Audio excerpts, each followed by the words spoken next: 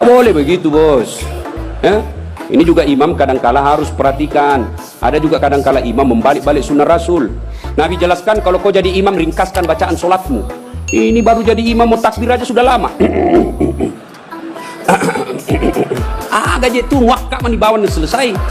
Ada juga yang begitu. Kata Nabi, ringkaskan bacaan solatmu. Ringkas. Yang kedua kata Nabi, bacalah yang umumnya orang hafal. Tujuannya apa? Satu, orang bisa khusyuk mengikuti kalau yang dia baca hafal. Coba kalau imamnya membaca kul huwallahu ahad, anak-anak juga ikuti belakang kul huwallahu ahad, karena dia hafal.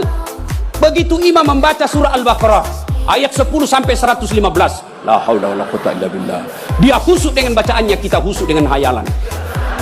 Kita mau ikut, tidak dihafal, mau ruku belum selesai, terpaksa kita baca semua itu di dinding. Keadaan keuangan masjid, pengeluaran, saldo, waduh, sudah dibaca satu tripleks, belum selesai bacanya imam, dibaca lagi kalender Persatuan Guru Republik Indonesia cabang Kabupaten Tanah Bumbu. Selesai lagi, belum selesai imam, dibaca lagi bajunya orang caleg DPR RI nomor urut 7 dari Partai Nasdem. Dibaca semua, Pak. Siapa yang salah? Siapa salah? Imam. Makanya kata Nabi, baca yang umumnya orang hafal dan ringkaskan. Ada orang jadi imam, dites lah anak penghafal, kau jadi imam nak, mau didengar bacaanmu, jadi imam lah, hanya dia yang hafal. Begitu lagi sholat, tiba-tiba ada cicak jatuh, kena telinganya, stres hilang hafalannya. Dia apa sambungannya ini? Oh, dia lupa betul, hening satu masjid. Tiba-tiba imam berkata, tolong bantu di belakang. Dia bilang di belakang, saya juga tidak tahu. Tiba-tiba berteriak, kalau begitu ya sudah, Allahu Akbar. Memangnya anggota DPR. Saya punya pengalaman ini Pak, waktu saya kecil di kampung SMP saya waktu itu, sholat asar lama sekali imam sujud. Kenapa lama betul ini imam sujud? Ada apa ini? Tiba-tiba ada kawan saya nakal, diangkat kepalanya, hilang imam. Ternyata yang ditunggu sudah keluar. Dia keluar dari pintu samping, kacau sholat. Selesai sholat ditanya, Pak Imam, kenapa kau tinggalkan kami? Dia bilang, saya kentut nak. Pak Imam, lain kali kalau kentut kasih bangkit dulu kepala supaya kami lihat kau keluar. Dia bilang, saya sengaja, malu saya kau lihat. Kacau. Siapa yang salah? Siapa salah? Siapa salah? Imam. Makanya hati-hati milih imam. Ya, ada lagi kejadian ini waktu saya kuliah KKN. Belum jadi ustadz saya waktu itu. Wih, ada kawan saya dia pakai baju gamis. Wah, saya bilang pasti anak pesantren. Jadilah imam dia. Saya di belakang dua anak fakultas sastra. Begitu dia baca Al-Fatihah masih aman. Dia baca Al-Kafirun, dalam hatiku, cari penyakit ini orangnya. Bener, dia baca tidak mau sampai. Wala antum abiduna ma a'bud wala ana abidun ma abattum wala antum abiduna ma a'bud wala ana abidun ma wala antum tak putar. Temanku jengkel ini ada sastra. Kenapa itu tak putar-putar? Lah sudah ini juga saya pikir. Kacau sholat. Makanya kalau imam salah, kacau jamaah kita. Makanya hati-hati milih imam. Kata Nabi, milih imam itu tidak boleh sembarang. Jamaah makmum boleh, mulai dari orang waras sampai orang gila boleh jadi makmum. Mulai dari orang belum balik sampai dewasa boleh jadi makmum. Tapi imam tidak boleh. Kenapa? Salah imam, salah kalian. Jamaah. 2020 Tanah Bumbu akan milih imam. Bupati. Salah milih imam, salah kalian, menderita kalian di kabupaten ini. Maka hati-hati milih imam. Pun kita jadi makmum juga tidak boleh sembarang, harus ada etikanya. Jadi makmum kata Nabi, kalau kau ke masjid sikat gigi dulu, terutama kalau subuh. Bayangkan kalau kita tidak sholat, tidak sikat gigi, tidur semalaman, orang di samping kita balik kanan, kita balik kiri menguap, sampai meninggal diingatnya itu, busuk mulutnya itu. Sudah sikat gigi. Apalagi kalau kau jadi makmum, jangan kau merasa kaulah yang paling soleh dalam masjid itu. Ada juga orang takbir itu kayak mau dia gigit kita punya telinga. Cool man. Baca Al-Fatihah kayak dia ada di telinga sampingnya. Kade cengi capo. Hanya ganggu ki. Ada lagi apa? Itu kaki. Kaki juga itu kadang-kala mengganggu. Kita kasih pindah, dikasih pindah lagi kakinya. Kasih pindah, dikasih pindah lagi. Saya jengkel, saya injak. Selesai salat, Ustaz, kenapa kau ganggu saya? Makanya adik-adik, kalau mau saya tanya, kenapa kau kasih pindah-pindah kakimu? Kau ganggu saya? Dia bilang supaya rapat saf. Bos, sini. Kalau mau rapat safmu bukan jari-jari kaki yang kau tempel. Tapi apa? Bahu atau siku. Kalau siku rapat, pasti sap rapat. Tidak ada orang sholat begini. Tapi kalau kakimu rapat, sapmu longgar. Iya. Ada lagi, selesai sholat yang paling menjengkelkan itu, selesai sholat dia ambil sap paling depan, belakangnya imam. Begitu assalamualaikum, assalamualaikum, langsung lompat, mau lihat, tidak jabat tangan, tidak langkai orang, itu kurang adab kalian. Kalau kalian tidak mau doa bersama, tidak mau jabat tangan selesai sholat, ya sudah di belakang kau duduk, supaya kau tidak ganggu orang. Ingat adik-adik sekalian ini, yang baru belajar agama, puncak dari semua ilmu adab. Rasulullah ditanya, ya Rasulullah, untuk apa Rasul diutus ke muka bumi? Mencerdaskan kehidupan bangsa? Bukan. Mengangkat harkat dan martabat? Bukan. Apa? Liutammima makarimal akhlak. Memperbaiki akhlak manusia. Ini kita berbeda mazhab, saling mengkafirkan, saling menghina. Zaman sekarang aja ini kita ribut-ribut sesama muslim. Dulu tahun 90-an, kita kalau sholat subuh, Allahu Akbar, di samping kita tidak kunut, dalam hati saja, oh Muhammadiyah. Selesai. Allahu Akbar, tidak kunut, Muhammadiyah berarti ini. Itu aja.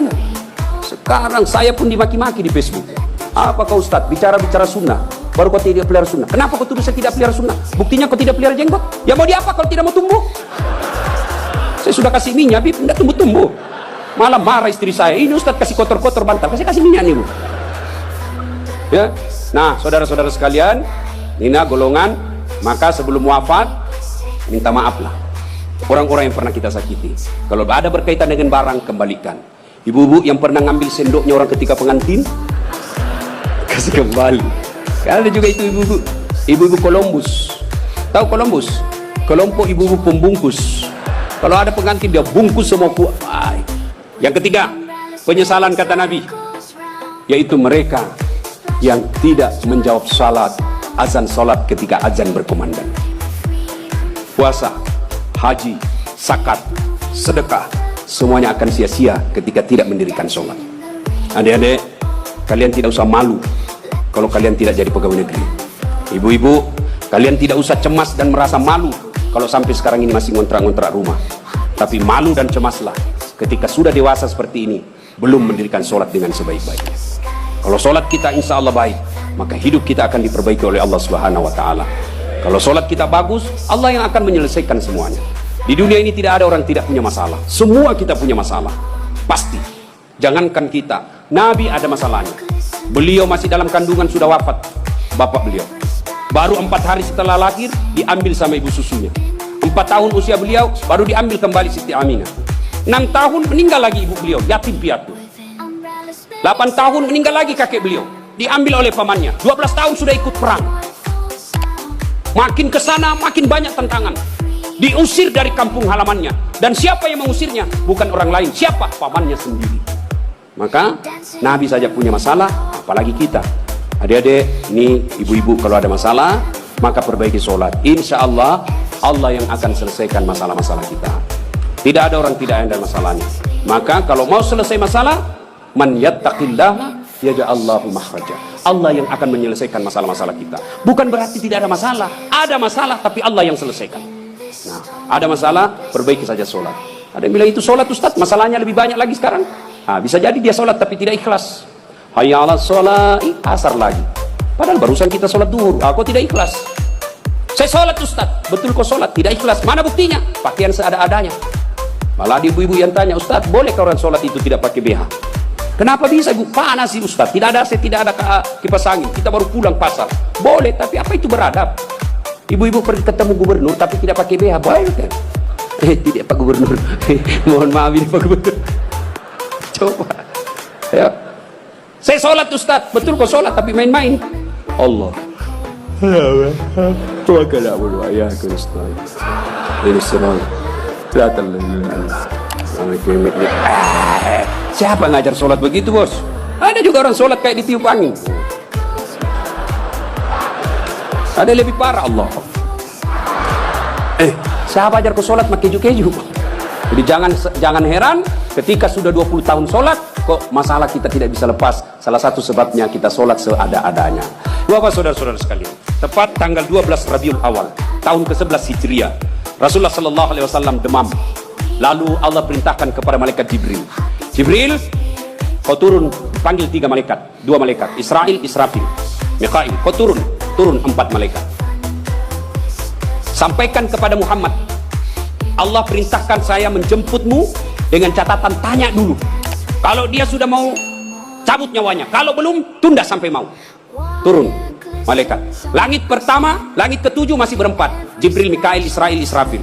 Langit ke-6 sampai ke-2 masih berempat. Di langit pertama, Jibril berkata, malaikat pencabut nyawa, saya tidak bertugas. Kau saja yang turun, jemput Nabi Muhammad. Tapi kata malaikat pencabut nyawa, tapi selama ini kamu yang ketemu, kamu kan chase-nya. Kamu sahabatnya. Kau turunlah. Saya tunggu kau saja di sini. Turun malaikat pencabut nyawa. Depan rumah Nabi ketuk pintu. Assalamualaikum warahmatullahi wabarakatuh ya Rasulullah. Nabi menjawab, Waalaikumsalam warahmatullahi wabarakatuh. Fatimah buka pintu. Bah, tidak ada orang. Kata Nabi, sudah ada di samping saya. Kata malaikat pencabut nyawa, ya Muhammad, hari ini saya diperintah untuk mencabut nyawamu apabila kau mau. Menurutmu bagaimana? Kira-kira kalau Pak Cuncun ditanya ini apa jawabannya, bos? Saya diperintah cabut nyawa. Tunggu dulu, orang belum jadi bupati. Pasti. Ustaz, Das'at, saya diperintah cabut nyawamu. Menurutmu bagaimana? Tunggu dulu, istri baru 1. Itu pasti mau sekali poligami tapi takut sama istri. Apa jawaban Nabi? Wahai malaikat, seluruh nabi dan rasul senior saya, setelah mereka melaksanakan tugasnya, mereka menghadap kepada Allah. Saya pun siap hari ini. Cuma ini ada yang lain. Mana Jibril? Jibril ada di atas. Kau panggil dulu deh. Ada yang saya mau tanyakan. Naik malaikat pencabut nyawa. Jibril, kau dicari sama CSU. Saya bilang memang kau ikut. Kau banyak cerita. Sudahlah, kau turun sini. Turun malaikat Jibril. Ya Jibril, kalau hari ini saya harus menghadap kepada Allah, tolong berikan saya kabar gembira. Ya Muhammad, seluruh nabi dan rasul haram masuk surga sebelum engkau lebih dulu di dalamnya. Alhamdulillah. Ya Muhammad, seluruh malaikat yang pernah Allah ciptakan, sekarang mereka antri menunggu rohmu. Alhamdulillah. Apalagi Jibril, ya Muhammad, kalau ada dosa dan kesalahan yang pernah kau lakukan, Allah telah mengampuni dosa-dosamu. Alhamdulillah. Tapi Nabi berkata, Jibril, itu kan saya tidak cemas soal diriku. Yang aku cemaskan siapa? Tolong kasih saya berita gembira soal umatku. Kita yang dicemaskan Nabi, tolong berikan saya berita gembira. Naiklah Jibril bertanya kepada Allah, turun membawa berita. Ya Muhammad, saya dapat berita gembira dari Allah. Apa? Meskipun engkau sudah tidak berada di tengah-tengah mereka, meskipun engkau sudah tidak berada di tengah-tengah umatmu, selama umatmu berpegang kepada Quran dan Sunnah, insya Allah